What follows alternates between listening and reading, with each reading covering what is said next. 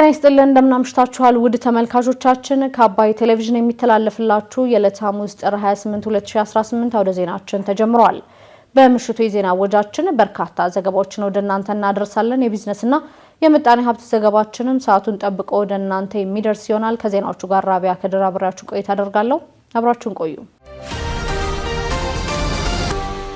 በመጀመሪያ ክፍለ ጊዜ የመረጃ ጥንቅር ሰዓታችን የሀገራዊ ምክክር ኮሚሽን ከአማራ ፋኖ ህዝባዊ ድርጅት አፋሕድ የምክክር አጀንዳዎችን መረከቡን፣ ማንኛውም አይነት የፕላስቲክ ከረጢት ለአንድ ጊዜ ብቻ ጥቅም ላይ የሚውል ተሰብስበው ዳግም አገልግሎት የማይሰጡ ከሆኑ ህብረተሰቡ እንዳይጠቀምባቸው ክልከላ መጀመሩን ባለስልጣኑ ማስታወቁን፣ እንዲሁም ኢትዮጵያ በቀጣይ ሳምንት ለሚካሄዱ 39ኛው የአፍሪካ ህብረት የመሪዎች ጉባኤና የውጭ ጉዳይ ሚኒስትሮች ስብሰባ አስፈላጊውን ዝግጅት ማድረጓን የውጭ ጉዳይ ሚኒስቴር ማስታወቁን የተመለከቱ መረጃዎችን ይዘናል። አብራችሁን ቆዩ። የሀገራዊ ምክክር ኮሚሽን ከአማራ ፋኖ ህዝባዊ ድርጅት አፋሕድ የምክክር አጀንዳዎችን ተረከበ። የኢትዮጵያ ሀገራዊ ምክክር ኮሚሽን በአማራ ክልል በትጥቅ ትግል ላይ ከቆየው የአማራ ፋኖ ህዝባዊ ድርጅት አፋሕድ ጋር የአጀንዳ ርክክብ አድርጓል። ዛሬ ጥር 28 ቀን 2018 በስካይላይት ሆቴል በተዘጋጀ የአጀንዳ ርክክብ መርሃ ግብር ላይ አፋሕድ ለምክክሩ ሂደት ያዘጋጃቸውን አጀንዳዎች ለምክክር ኮሚሽኑ አስረክበዋል። በአማራ ክልል ከዚህ በፊት በተደረገ የአጀንዳ ማሰባሰብ ሂደት 5545 ተሳታፊዎች መሳተፋቸውን እንዲሁም አሳታፊና አካታች ሀገራዊ ምክክር ለማካሄድ የአጀንዳ ማሰባሰብ ሂደቱ ተጠናክሮ መቀጠሉን ዋና ኮሚሽነር ፕሮፌሰር መስፍን አርአያ ተናግረዋል። የጦርነትን ክፋት አውቆ ወደ ሰላም የተመለሰ እሱ የሰላም አምባሳደር ነው ብለዋል። ይህ ከአፋሕድ ጋር የተደረገው ርክክብ በሀገሪቱ ዘላቂ ሰላም ለማስፈንና የነፍጥ ትግልን ወደ ሀሳብ ትግል ለመቀየር በሚደረገው ጥረት ውስጥ እንደ አንድ ትልቅ ምዕራፍ ይቆጠራል ሲሉም አስረድተዋል። በአሁኑ ሰዓት ላይ የምክክር ሂደቱ ወደ የመጨረሻው ምዕራፍ ላይ መድረሱን ዋና ኮሚሽነሩ ተናግረዋል። መጨረሻ ጫፍ ሂደት ላይ ነው። የአጀንዳ ቀረጻውን ሂደት እየሄደበት ነው። በተለይ ደግሞ አዋዮች የምንላቸው ፋሲሊቴተርስ የምንላቸው በሚገባ ተለይተው የነሱ ስልጠና በቀጣዮቹ ሳምንታት ይጀምራል እና ለዋናው ሀገራዊ ጉባኤ የሚያስፈልጉ ዝግጅቶችን እያደረግን ነው። ግን ይሄ ማለት ትልቁና ዋናው ስራ ደግሞ ትግራይ ክልላችንን ያሉትን ወንድምና እህቶቻችን በዚሁ በተመሳሳይ ሂደት ሙሉ በሙሉ ማሳተፍ አለብንና ቀሪው ስራ በተወሰኑ ጊዜያቶች ውስጥ በተቻለ መጠን ሀገራዊ ምክክር ጉባኤውን መጥራት ነው።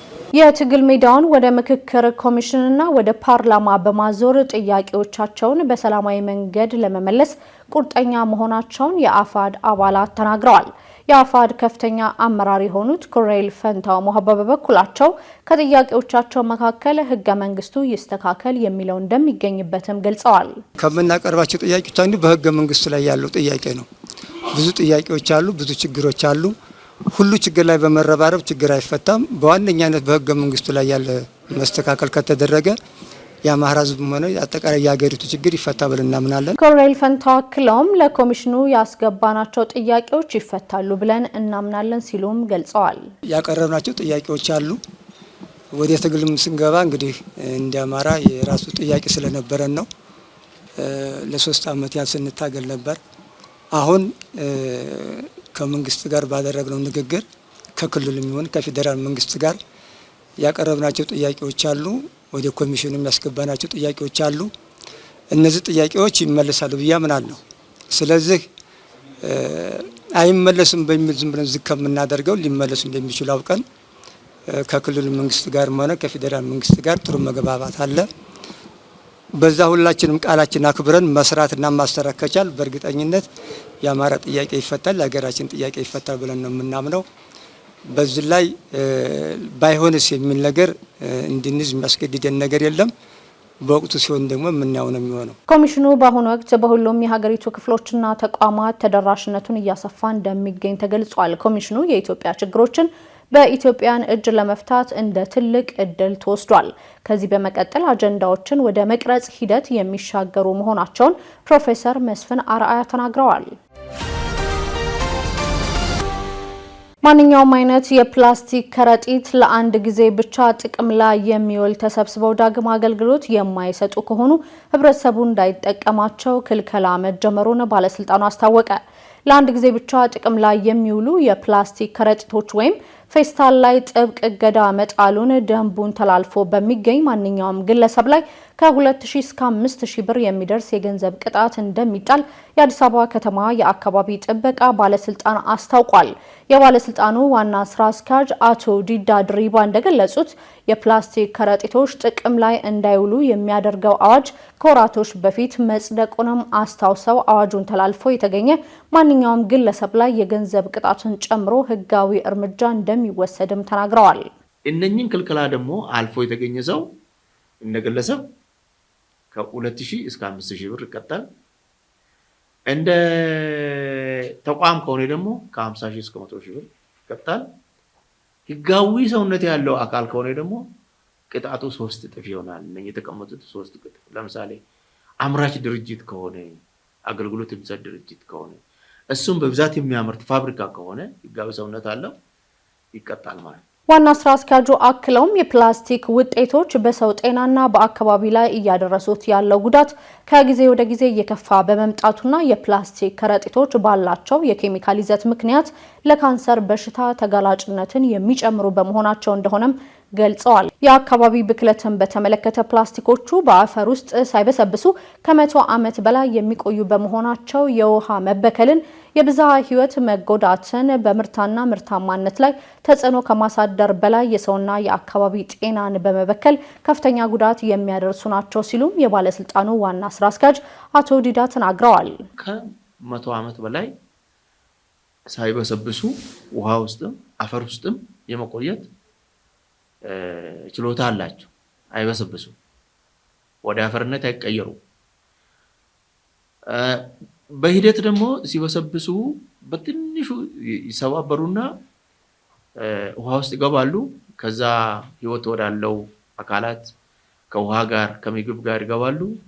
ከዛ የካንሰር በሽታ እስከ ማምጣት ድረስ በሰው ጤንነት ላይ ከፍተኛ ችግር ያመጣሉ። ፕላስቲኮቹ በአፈር ውስጥ በቀላሉ የማይማሙ በመሆናቸው ከተሞችን የፈሳሽ ማስወገጃ መስመሮችን በመዝጋት በማህበረሰቡ ላይ ማህበራዊና ኢኮኖሚያዊ ችግር እየፈጠሩ መሆኑንም ተገልጿል። ከረጢቶችን ለማስወገድ በሚቃጠሉበት ወቅትም መርዛማ ጭስ ወደ አየር ስለሚለቁ ለጤና ጠንቅ መሆናቸውም ተጠቁሟል። የህጉ ድንጋጌዎችና ክልከላዎች በአዋጁ መሰረት ማንኛውም አይነት ለአንድ ጊዜ ብቻ ጥቅም ላይ የሚውሉ ተሰብስበው ዳግም የአገልግሎት የማይሰጡ የፕላስቲክ ከረጢቶች ላይ ያተኮረ ሲሆን የፕላስቲክ ከረጢቶችን ማምረት፣ ወደ ሀገር ውስጥ ማስገባት፣ መሸጥና መጠቀም በጥብቅ የተከለከለ መሆኑም ተገልጿል። ኢትዮጵያ በቀጣይ ሳምንት ለሚካሄዱ 39ኛው የአፍሪካ ህብረት የመሪዎች ጉባኤና የውጭ ጉዳይ ሚኒስትሮች ስብሰባ አስፈላጊውን ዝግጅት ማድረጓን የውጭ ጉዳይ ሚኒስቴር አስታወቀ።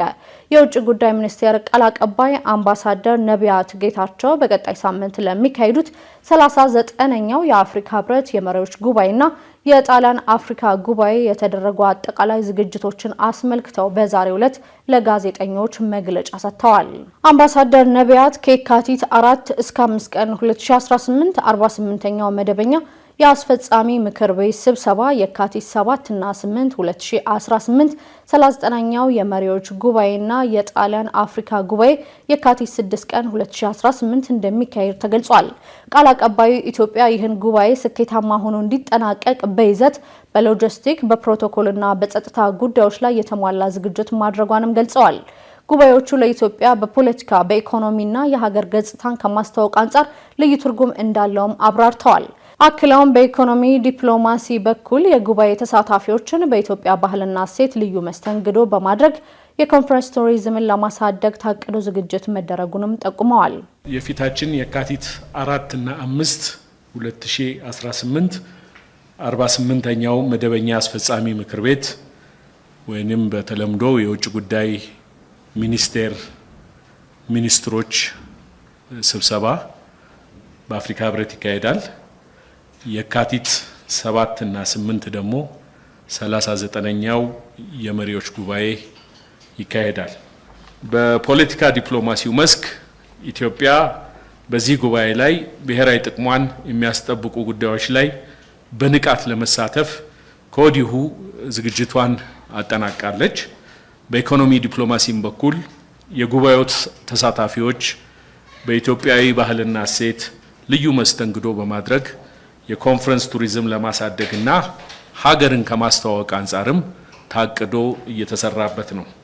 ኢትዮጵያ በውሃ ትብብር ሰፊ ርቀት የተጓዘችና የናይል ትብብር ማዕቀፍን ወደ ኮሚሽን እንዲቀየር የተጋች ሀገር መሆኗን የገለጹት አምባሳደር ነቢያት የዘንድሮ ጉባኤ መሪ ሀሳብም አሹሪንግ ሰስተነብል ዋተር availability and safe sanitation system to achieve goal of agenda 2063 የሚል መሆኑንም ተናግረዋል። አምባሳደሩ አክለውም በታዳሽ ኃይል ጎረቤቶቿን ያስተሳሰረች የውሃ ምንጮች ዳግም እንዲያገግሙ የሚያደርግና ይዘቶቻቸው እየጨመረ የውሃ ጥበቃ ስራ የሰራች እንዲሁም በአረንጓዴ አሻራ ትልቅ አስተዋጽኦ ያደረገች ሀገር መሆኗንም አንስተዋል። የተወደዳችሁ ተመልካቾቻችን እየተከታተላችሁ ያላችሁት ከአባይ ቴሌቪዥን ወደ ዜና የመረጃ ሰዓታችን አሁንም ቀጥሏል። ወደ ሁለተኛ ዙር የመረጃ ጥንቅራችን ስናልፍ ደግሞ የፕሪቶሪያ የሰላም ስምምነት አፈጻጸምን የሚከታተል የአፍሪካ ህብረት የባለሙያዎች ቡድን ከእረፍት በኋላ ወደ ትግራይ መመለሱን በድሬዳዋ በሰው ጤና ላይ ከፍተኛ ጉዳት ሊያደርሱ የሚችሉ ኬሚካሎችን በመጠቀም ዝርፊያ ሲፈጽሙ የነበሩ ግለሰቦች በቁጥጥር ስር መዋላቸውን እንዲሁም ዩክሬን ከሩሲያ ጋር ባደረገችው ጦርነት 55000 ወታደሮቿ እንደተገደሉባት ፕሬዝዳንት ዘለንስኪ መግለጻቸውን ጨምሮ ሌሎች መረጃዎችን ዘነበ ህሉፍ እንደሚከተል ያስደምጠናል። አብራችሁን ቆዩ። የፕሪቶሪያ የሰላም ስምምነት አፈጻጸምን የሚከታተለው የአፍሪካ ህብረት የባለሙያዎች ቡድን ከእረፍት በኋላ ወደ ትግራይ መመለሱን አስታወቀ። በፌዴራል መንግስትና በምርጫ ቦርድ ህጋዊ ሰውነቱ በተሰረዘው የህወሓት ቡድን መካከል የተፈረመውን የፕሪቶሪያ የሰላም ስምምነት አተገባበር የሚከታተለውን የባለሙያዎች ቡድን ከእረፍት በኋላ ዳግም ለስራ ማሰማራቱን የአፍሪካ ህብረት የፖለቲካ ጉዳዮች ሰላም እና ጸጥታ ቢሮ ገልጿል። ቢሮ የባለሙያዎች ቡድን የስምምነቱን አፈጻጸም የመከታተል ወሳኝ ተግባራቸውን እንደገና ጀምረዋል ብሏል። ባለሙያዎቹ ቁጥጥር ከሚያደርጉባቸው ሂደቶች መካከል በውጊያ ሲሳተፉ የነበሩ ታጣቂ ኃይሎች ትጥቅ መፍታት እንዲበተኑ ማድረግና ከህብረተሰቡ ጋር መልሶ ማዋሃድን የሚመለከቱ አንዱ ነው። ከቀያቸው የተፈናቀሉ ሰዎችን መልሶ ማስፈር፣ የኢኮኖሚያዊና ማህበራዊ አገልግሎቶችን ዳግም መጀመር፣ የሰብአዊ እርዳታ አቅርቦትን ማመቻቸትና የሰላማዊ ሰዎችን ደህንነት ማስጠበቅን የተመለከቱ ጉዳዮችን ባለሙያዎቹ የመከታተል ኃላፊነት ተጥሎባቸዋል። እነዚህን ጉዳዮች ለመከታተል በትግራይ ክልል ተሰማርቶ የቆየው የአፍሪካ የባለሙያዎች ቡድን የአስተዳደር እረፍት ወስዶ እንደነበር የአፍሪካ ህብረት የፖለቲካ ጉዳዮች ሰላምና ጸጥታ ቢሮ ትናንት ባሰራጨው መረጃ አመልክቷል። 5 የቡድኑ አባላት መቀለ አሉላ አባነጋ አየር ማረፊያ መድረሳቸውን የሚያሳዩ ፎቶዎችንም ቢሮ በኤክስ ገጹ አጋርቷል። የአፍሪካ ህብረት የፕሪቶሪያውን የግጭት ማቆም ስምምነት አፈጻጸም የመከታተልና የማረጋገጥ ኃላፊነት የተሰጠውን ተልዕኮ ይፋ ያደረገው በታህሳስ 2015 ዓ.ም ነበር። በዚህ ተልዕኮ ስር የተካተቱት ከኢትዮጵያ፣ ኬንያ፣ ናይጄሪያና ደቡብ አፍሪካ የተውጣጡ 21 ወታደራዊና የሲቪል ባለሙያዎች ኃላፊነታቸውን ሲወጡ ቆይተዋል። በድሬዳዋ በሰው ጤና ላይ ከፍተኛ ጉዳት ሊያደርሱ የሚችሉ ኬሚካሎችን በመጠቀም ዝርፊያ ሲፈጽሙ የነበሩ ግለሰቦች በቁጥጥር ስር ዋሉ። በድሬዳዋ ከተማ የተለያዩ ቦታዎች ውስጥ ረቂቅ በሆኑ የተለያዩ ዘዴዎችን በመጠቀም የዜጎችን ንብረት ሲዘርፉ የነበሩ የተደራጁ ዘራፊዎች ቡድን አባላት በቁጥጥር ስር መዋላቸውን የድሬዳዋ ፖሊስ ጠቅላይ መምሪያ አስታውቋል። በድሬዳዋ ፖሊስ ጠቅላይ መምሪያ የወንጀል ምርመራ ዘርፍ የታክቲክ ምርመራ ዳይሬክቶሬት ዳይሬክተር ኢንስፔክተር ተመስገን ተሰማ ተጠርጣሪዎቹ ወንጀሉን ለመፈጸም በተለይ ሆስፒታሎች፣ የህዝብ ትራንስፖርት መነሻዎችንና ሰው የሚበዛባቸውን አካባቢዎች ላይ ትኩረት እንደሚያደርጉ ተናግረዋል። ተጠርጣሪዎቹ በባጃጅና በታክሲ ውስጥ በሽቶ ወይም በፈሳሽ መልክ የሚረጩና በአፍንጫ በኩል በመግባት ሰውን በፍጥነት የሚያደነዝዙ ኬሚካሎችን በመጠቀም ሰዎችን በማደንዘዝ ከራሳቸው ቁጥጥር ውጪ ካደረጉ በኋላ በተለያዩ ዘዴዎች በእነሱ ላይ ያለው ንብረትና እስከ ቤታቸው ድረስ ሁሉ በመውሰድ የዘርፊያ ወንጀል እንደሚፈጽሙ ገልጸዋል። ግለሰቦቹ በቡድን ተደራጅተው የሚንቀሳቀሱ መሆናቸውና በሰው ጤና ላይ ከፍተኛ ጉዳት ሊያደርሱ የሚችሉ ኬሚካሎችን እንደሚጠቀሙ መረጋገጡን ከድሬዳዋ ፖሊስ የማህበራዊ ትስስር ገጽ ያገኘነው መረጃ ያመለክታል። ተጠርጣሪዎቹ በቁጥጥር ስር በዋሉበት ወቅት ለዝርፊያ ተግባር የሚውሉ የተለያዩ ፈሳሽና ጠንካራ ማደንዘዣዎች፣ በዝርፊያ የተገኙ ሞባይል ስልኮች፣ ጥሬ ገንዘብና የተለያዩ ወርቆች እንዲሁም ለእንቅስቃሴያቸው የሚጠቀሙበት ተሽከርካሪ አብሮ መያዛቸውን ኢንስፔክተር ተመስገን ተናግረዋል። ህብረተሰቡ በህዝብ ትራንስፖርትም ሆነ በመዝናኛ ቦታዎች ከማያውቀው ሰው የሚቀርብለትን ማንኛውንም አይነት ግብዣም ሆነ ሰላምታ በጥርጣሬ ሊመለከተው እንደሚገባና በተለይም በባጃጅ ውስጥ እንግዳ የሆኑ ሽታዎች ሲያጋጥሙ ወዲያውኑ ጥንቃቄ ማድረግና ለጸጥታ አካላት ማሳወቅ የጉዳቱ ሰለባ ከመሆን ራሱን መጠበቅ እንዳለበትም ማሳሰቢያ ሰጥተዋል። በኢትዮጵያና በኬንያ ወታደራዊ ግንኙነቶችና በጋራ የጸጥታ ስጋቶች ዙሪያ ሲካሄድ የነበረው የሁለትዮሽ የመከላከያ የጋራ ኮሚቴ ስብሰባ ተጠናቀቀ። በናይሮቢ በሚገኘው የኬንያ መከላከያ ዋና መስሪያ ቤት ላለፉት 2 ቀናት ሲካሄድ የነበረው የኢትዮጵያና የኬንያ የመከላከያ የጋራ ኮሚቴ ስብሰባ በሁለቱ ሀገራት መካከል ያለውን የሁለትዮሽ የመከላከያ ትብብር ይበልጥ ለማጠናከርና በአፍሪካ ቀንድ ያለውን ቀጠናዊ የጸጥታ ቅንጅት ለማሳደግ ያለመ መሆኑ ተገልጿል።